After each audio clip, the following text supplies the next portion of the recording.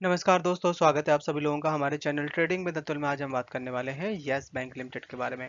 आज के दिन यहाँ पे काफ़ी अच्छी रिकवरी देखने को मिली है, जैसे कि इसमें 2 दिन से आ रही थी प्रॉफिट बुकिंग और आज के दिन शेयर ने बाउंस बैक मारा हुआ है। साथ ही गाइस क्या है कि आरबीआई ने एक जो गाइडलाइन बनाई थी उस गाइडलाइन को चैलेंज किया गया था सुप्रीम कोर्ट में। तो उसको यहाँ पे सुप्रीम कोर्ट ने खारिज कर दिया है और उसका कहना ये है कि हम आरबीआई को कोई भी इस तरीके से पाबंदी नहीं लगा सकते। आरबीआई बिल्कुल से फ्री है, तो उसका इम्पैक्ट यहाँ पे बैंकिंग सिस्टम में भी देखने को मिल सकता है। तो चलिए गाइस शुरू करते हैं हम अपना वीडियो। साथ ही गाइस हम अपने चैनल पे गिव अवे का प्रोग्राम चला रहे हैं, जिसमें गाइस हमने 3 प्राइज सिलेक्ट कर रखे हैं जो कि आपके हेल्थ को देखते हुए, और जिसमें गाइस हमने अपना फर्स्ट प्राइज रखा हुआ है साइकिल, सेकंड प्राइज रखा हुआ है smart watch and third prize रखा हुआ है स्पोर्ट शूज। ये तीनों तीनों गाइस आपके हेल्थ के लिए बहुत अच्छे हैं। और बस आपको यहाँ पे करना क्या होगा कि गाइस आप हमारे चैनल को सब्सक्राइब करना है। और हमने अपने जो चैनल का टारगेट रखा है, 1 लाख सब्सक्राइबर का टारगेट रखा हुआ है।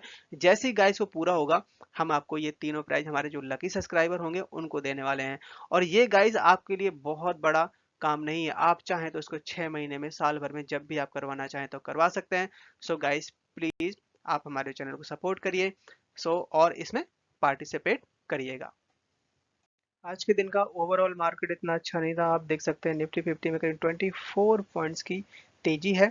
बैंक निफ्टी में 64 पॉइंट्स की। आईटी में आज के दिन सबसे ज़्यादा गिरावट है, करीबन 365 पॉइंट्स की। आज के दिन यहाँ पे काफ़ी अच्छा वॉल्यूम दिखाई दिया। आप देख सकते हैं करीब 15 करोड़ 28 लाख 71 हजार 399 नंबर ऑफ शेयर्स हैं जो कि ट्रेड होते हुए देखे गए हैं। बात की जाए यहाँ पे अगर रिटर्न्स के बारे में, तो रिटर्न्स काफ़ी टाइम से नहीं दिए हैं और बहुत सारे लोगों का जो पैसा है कोरोना के पहले से भी काफ़ी लगा हुआ है और बहुत सारे लोग हाई लेवल के रेट पे हैं। बट इसने हमें 1 ईयर में 30% तक के रिटर्न और करीबन 3 मंथ्स में 13% तक के रिटर्न दिए हैं। अगर हम बात करें 3 ईयर्स में, तो करीब यहाँ पे 32% तक के माइनस में रिटर्न दे चुका है। अभी यहाँ पे क्या है कि आरबीआई की तरफ से जैसे 2,000 रुपए के नोट की बंद होने की बात कही गई थी, तो इसमें बहुत सारे लोगों को कुछ दिक्कत है, क्योंकि यहाँ पे बैंक क्या कर रहा है कि आपसे प्रूफ मांगता है कि इतना पैसा आप जो जमा कर रहे हैं कहाँ से आया। कुछ अमाउंट है जिसकी कोई जांच पड़ताल नहीं होनी है, तो उसके लिए यहाँ पे सुप्रीम कोर्ट में एक याचिका दायर की गई थी, जिसमें सुप्रीम कोर्ट ने इसको खारिज कर दिया गया है, जो कि आरबीआई की तरफ से डिसीजन लिया गया था। और सुप्रीम कोर्ट ने यही बोला है कि आरबीआई अपने तरफ बिल्कुल सही है। 13 अगस्त को यहाँ पे यस बैंक की टॉप मैनेजमेंट की मीटिंग है। उसमें करीबन जो 2500 करोड़ की फंड जुटाने की बात कही गई थी, उसको यहाँ पे फैसला किया जाएगा कि किस तरीके से जुटाना है। और अगर ये अमाउंट आ जाता तो उसके बाद यस बैंक के लिए काफ़ी अच्छा साबित हो सकता है। अभी तक क्या था कि यस बैंक का जो प्रॉफिट है, आप देख सकते हैं कि Q4 और Q3 में सबसे ज़्यादा खराब था, क्योंकि प्रोविजन बढ़ गया था और यहाँ पे प्रोविजन डाउन हुआ था Q4 में। तो थोड़ा प्रॉफिट अच्छा है। अब बारी आती है यहाँ पे Q1 के जैसे नंबर तो आ ही चुके हैं। इस Q1 के नंबर में प्रॉफिट भी अच्छा बताया जा रहा है, साथ यहाँ पे अर्निंग पर शेयर है ये भी काफ़ी ज़्यादा इम्प्रूव हुआ है। करीबन 400 गुना के आसपास अर्निंग पर शेयर इम्प्रूव हुआ है। प्रॉफिट भी इम्प्रूव होने वाला है। आज के दिन Q1 से रिलेटेड फिर आया है एक बड़ा अपडेट। यहाँ पे यस बैंक का जो zero cash flow margin and no cash from operation, तो गाइस यहाँ पे इसका इम्पैक्ट भी यहाँ पे आज के दिन देखने को मिला है इसकी तेजी पे। साथ ही गाइस क्या है कि इस बार के Q1 के अर्निंग में बहुत सारे इंप्रूवमेंट भी हैं, थोड़े से कुछ डाउन साइड भी है। तो आप देख सकते हैं कि रिटर्न ऑन इक्विटी में हुआ है इजाफा, जो कि आया है 1.8, जो कि पहले 0.26% था। और यहाँ पे प्रॉफिट होगा इस बार करीब 735 करोड़ का आफ्टर टैक्स। बात की जाए यहाँ पे अगर बीएस इंडिया कारोबार के बारे में, तो आज के दिन 30% की डिलीवरी उठाई गई है। आज के दिन शेयर ने हाई बनाया 17.5 का, लो बनाया 17.05 का, क्लोजिंग दी 17.20 पे। चार्ट में नजर डाली जाए तो यहाँ पे आप देख सकते हैं 17.20 पे शेयर काम करता हुआ देखा जा रहा है। अगर यहाँ से ये 17.5 रुपए के ऊपर क्लोजिंग देता है, तो आपको 20 रुपए तक के भी लेवल देखने को मिल सकते हैं और लॉन्ग टर्म के लिए यहाँ पे हमें इसको होल्ड करके चलना चाहिए। यस बैंक के ऊपर एक बहुत बड़ी खबर आ चुकी है, जो कि अभी तक आपने सुनी नहीं होगी, और ये एक नया फीचर इन्होंने लॉन्च कर दिया है, वो भी यहाँ पे रुपे क्रेडिट कार्ड के थ्रू। तो चलिए गाइस इस न्यूज़ को डिटेल में समझते हैं। अभी तक क्या था कि हम किसी भी मॉल में जाते थे, किसी भी दुकान में जहाँ हम शॉपिंग करते थे, तो वहाँ पे क्या होता था कि क्रेडिट कार्ड के थ्रू पेमेंट करते थे। तो आपने ये भी देखा होगा कि जैसे हम सब्जियां लेने जा रहे हैं या कहीं छोटे छोटे दुकानदारों के पास है, तो वहाँ पे भीम पे और पेटीएम ये सारे सारे अवेलेबल होते हैं। क्रेडिट कार्ड की मशीन अवेलेबल नहीं होती जहाँ पे आप पेमेंट नहीं कर सकते। ऐसा ही कुछ यहाँ पे यस बैंक ने इसका जुगाड़ निकाला है, और यहाँ पे यस बैंक ने RuPay credit card is now available on the NPCI operator भीम ऐप। जो कि उन्होंने रूपे क्रेडिट कार्ड है वो उसको हम भीम ऐप से यहाँ पे कनेक्ट कर सकते हैं, और उसके बाद फिर आप जैसे अपने सिंपल बैंक अकाउंट से पेमेंट ट्रांसफर करते हैं, उसी तरीके से आप क्रेडिट कार्ड के थ्रू भी पेमेंट कर सकते हैं।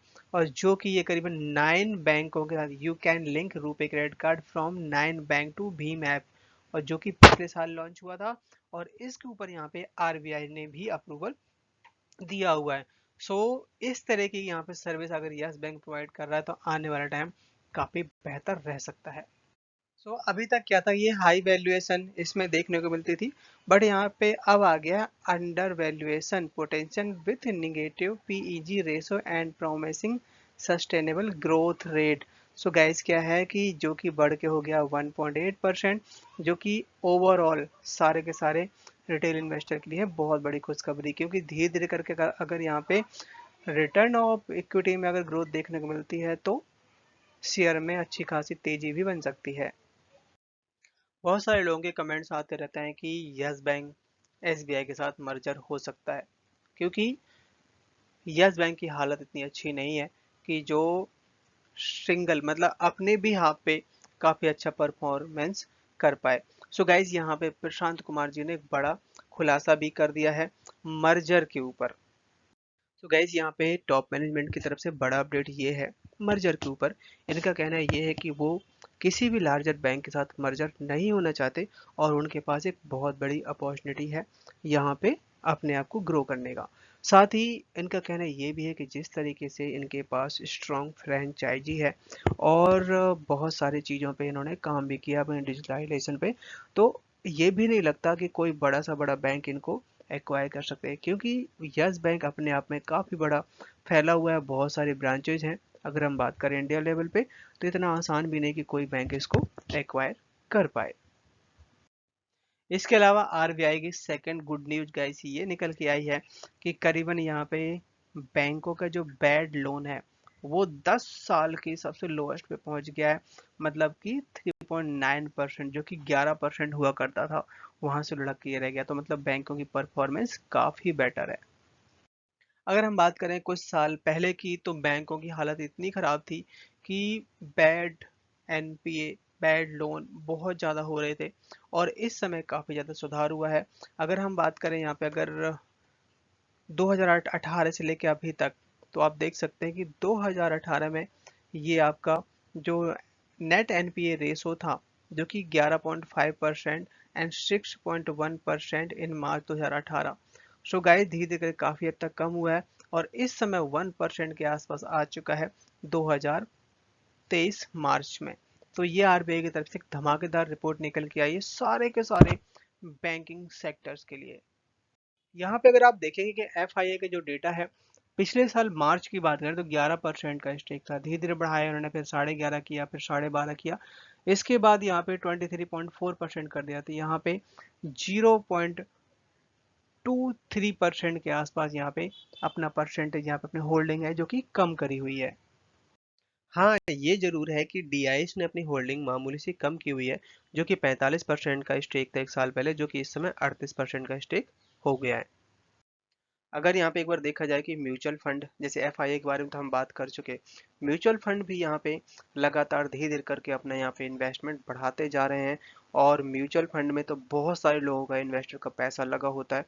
तो जो कि जब इतने बड़े बड़े म्यूचुअल फंड यहाँ पे अपना पैसा लगा रहे हैं और लॉन्ग टर्म के हिसाब से यहाँ पे जर्नी सोच के बैठे हुए, तो गाइस मेरे ख्याल से घबराने वाली बिल्कुल भी बात नहीं है मार्च के महीने में जो शेयर अनब्लॉक होने वाले हैं।